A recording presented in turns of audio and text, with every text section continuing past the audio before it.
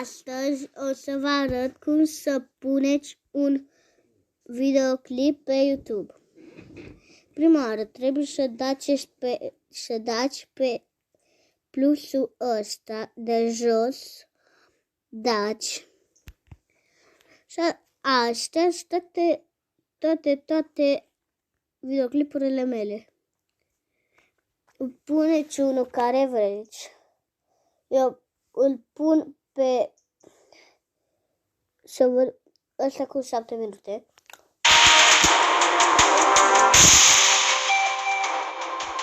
Da, înainte. Dar întul mai de mult. Dați înainte. Și aici dați să scrieți așa. Eu scriu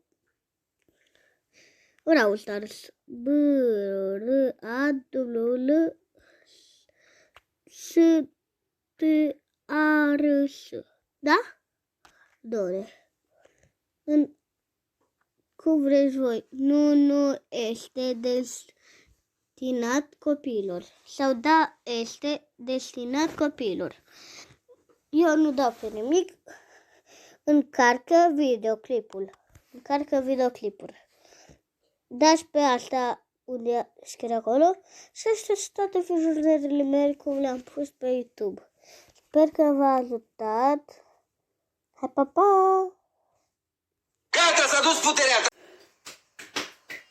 Lasă oricum nu merg. Închide-l pe ăla! După.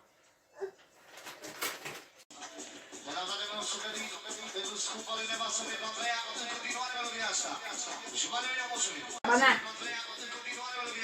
Trebuie să ascultăm, din nou.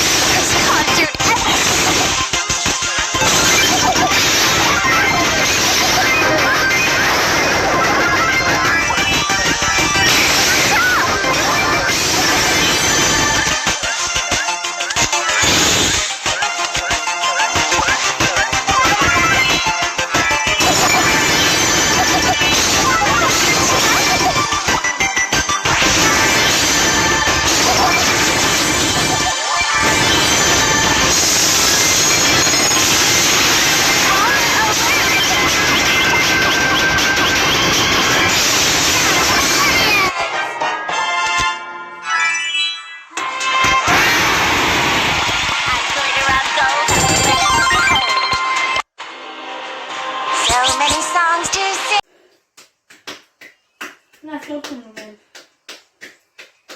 Închide-l pe ăla! După.